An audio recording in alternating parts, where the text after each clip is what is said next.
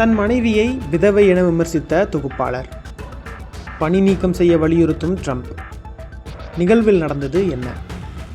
அமெரிக்க அதிபர் டொனால்டு ட்ரம்புடைய மனைவி மெலனியா ட்ரம்பை விமர்சனம் செய்த தனியார் தொலைக்காட்சி தொகுப்பாளரை பணி நீக்கம் செய்ய அந்த நிறுவனத்திடம் ட்ரம்ப் வலியுறுத்தியுள்ளார். அமெரிக்காவில் இயங்கி வரும் ABC செய்தி நிறுவனத்தின் தொலைக்காட்சியின் தொகுப்பாளராக இருப்பவர் ஜிம்மி கிம்மல். ABC சேனலில் ஜிம்மி கிம்மல் லைவ் என்ற நிகழ்ச்சியை அவர் தொகுத்து வழங்கி வருகிறார். அமெரிக்காவின் வாஷிங்டனில் உள்ள ஹில்டன் விடுதியில் கடந்த ஏப்ரல் 25 அதிபர் ட்ரம்ப் கலந்து கொண்ட நிகழ்வில் துப்பாக்கிச் சூடு நடைபெற்றது. இதனைத் தொடர்ந்து அந்த நிகழ்வில் கலந்து கொண்ட ட்ரம்ப், அவரது மனைவி மெலனியா ட்ரம்ப், துணை அதிபர் JD வான்ஸ் ஆகியோர் அங்கிருந்து உடனடியாக வெளியேற்றப்பட்டனர். துப்பாக்கிச் சூடு நடத்திய நபர் உடனடியாக கைது செய்யப்பட்டுள்ளார். இதுகுறித்த விசாரணைகள் பரபரப்பாக நடந்து வரும் நிலையில் இந்த சம்பவம் நடப்பதற்கு 2 நாட்களுக்கு முன் ஒளிபரப்பான ஜிம்மி கிம்மல் நிகழ்ச்சியில் மெலனியா ட்ரம்ப் விதவையாக எதிர்பார்க்கப்படுபவர் என அவர் விமர்சித்தது சர்ச்சையை ஏற்படுத்தியுள்ளது. அவர் இதை பேசிய 2 நாட்களில் இந்த தாக்குதல் நடந்திருப்பது மேலும் சர்ச்சையை கூட்டியுள்ளது. இதுபற்றி தனது சமூக வலைதளத்தில் பேசிய அதிபர் ட்ரம்ப், நகைச்சுவை உணர்வு இல்லாத ஜிம்மி கிம்மல் தனது நிகழ்ச்சியில்